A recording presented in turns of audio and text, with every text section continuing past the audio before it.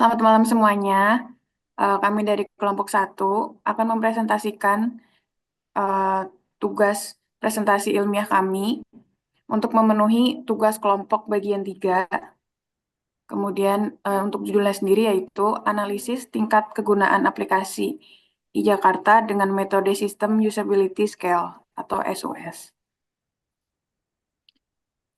Anggota kelompok kami terdiri dari 5 orang, yaitu Abi Rizky Pratama, Nabila Fahira Tunisa, Sanita Magdalena, Taufik Firmanto, dan Yulita Kurniautami.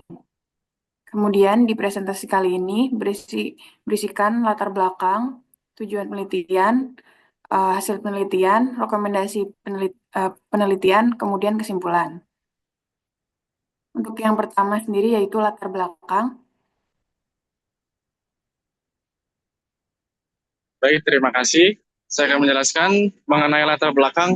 Di sini pada latar belakang terdapat beberapa poin ya.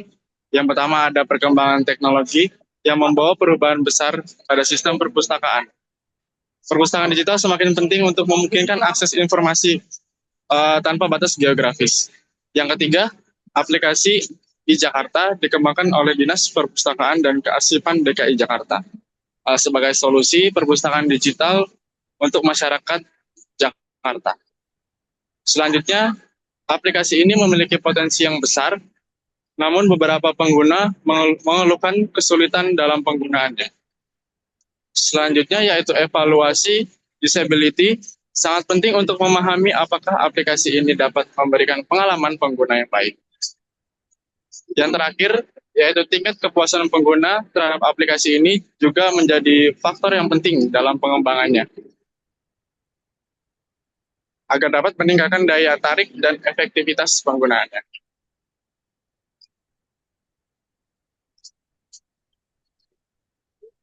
Pada slide selanjutnya, yaitu mengenai rumusan masalah.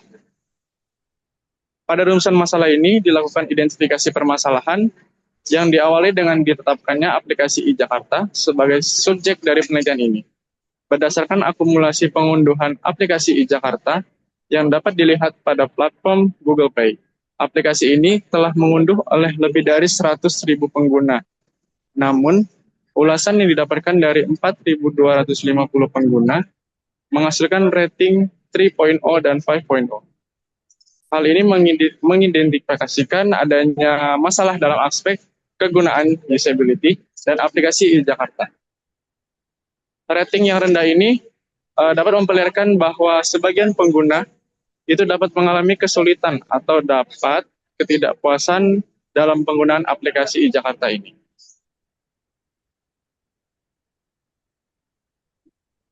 Saya akan menjelaskan tujuan penelitian. Adapun tujuan dari penelitian yang dilakukan oleh kelompok kami dapat diuraikan sebagai berikut.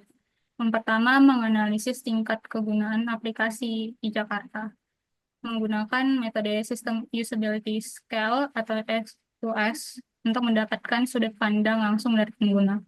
Kedua, yaitu mengidentifikasi kelebihan dan kekurangan aplikasi berdasarkan pengalaman pengguna.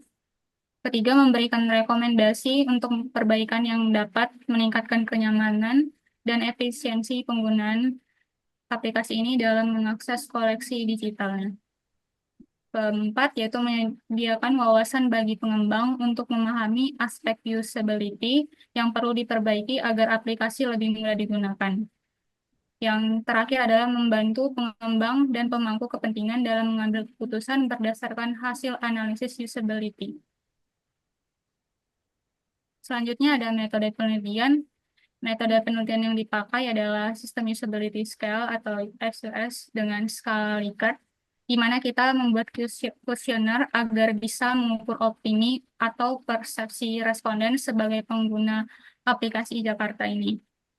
Kemudian tim menggunakan 10 pertanyaan untuk menilai usability aplikasi yang diberikan kepada responden. Ketiga, yaitu responden diminta untuk menguji aplikasi berdasarkan task skenario yang telah diberikan. Di dalam metode ini diharapkan sebanyak 10 pengguna aktif di Jakarta menjadi responden. Kemudian yang terakhir adalah proses pengolahan data untuk menarik kesimpulan, yaitu mencakup penghitungan skor berdasarkan respon pengguna dan analisis perbandingan dengan standar usability.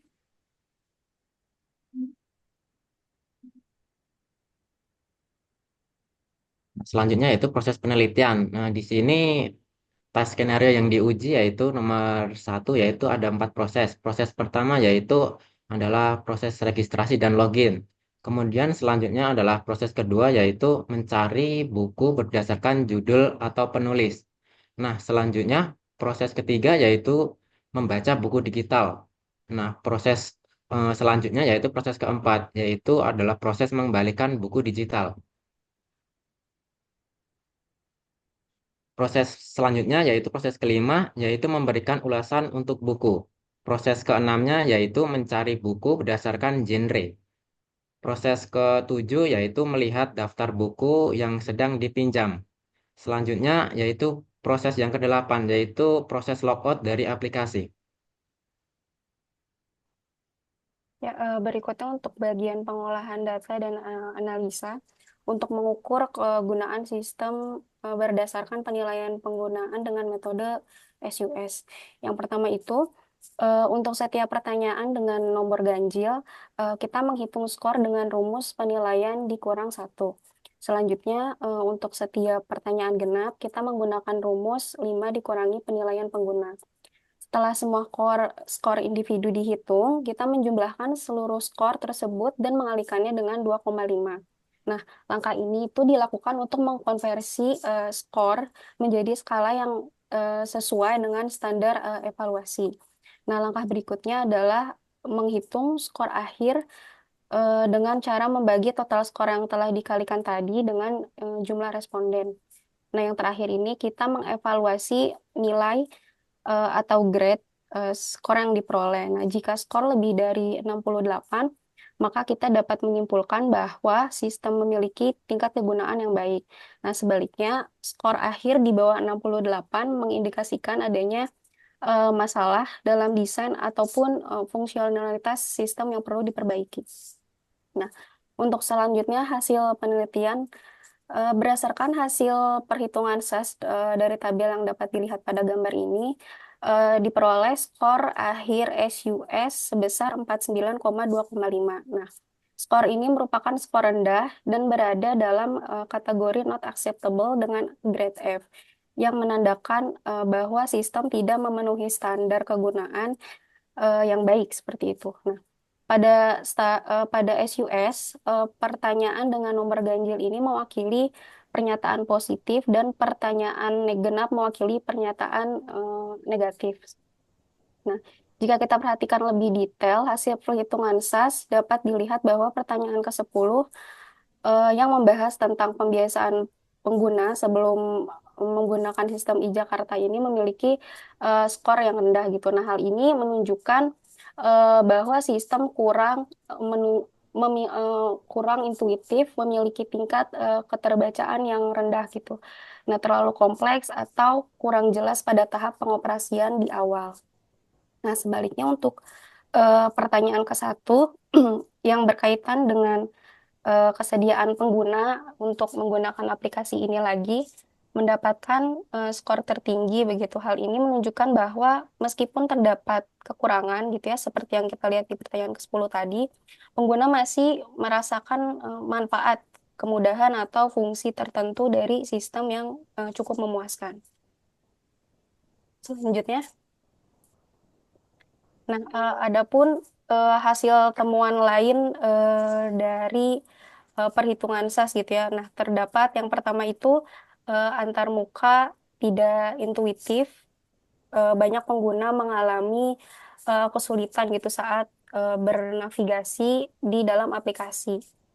Nah, yang kedua, navigasi tidak efisien. Hal ini membuat proses yang dikerjakan oleh pengguna menjadi lebih rumit sehingga memperlambat prosesnya seperti itu. Nah, untuk selanjutnya, ketidaksesuaian dengan preferensi pengguna. Nah, banyak pengguna merasa bahwa desain atau tampilan fungsi aplikasi tidak memenuhi harapannya gitu, sehingga aplikasi sendiri dirasa kurang optimal dalam memenuhi kebutuhan mereka seperti itu. Nah, untuk selanjutnya itu adanya bug atau error. Nah, masalah ini masalah teknis yang sering dialami oleh pengguna yang menggunakan aplikasi ini, terutama saat membaca atau menggunakan fitur penting dalam aplikasi. Dan yang terakhir ini ada fitur tidak relevan gitu. Nah, beberapa pengguna itu merasa bahwa beberapa fitur tidak sesuai dengan kebutuhan utama pengguna sehingga mengurangi efektivitas aplikasi secara keseluruhan. Begitu, next.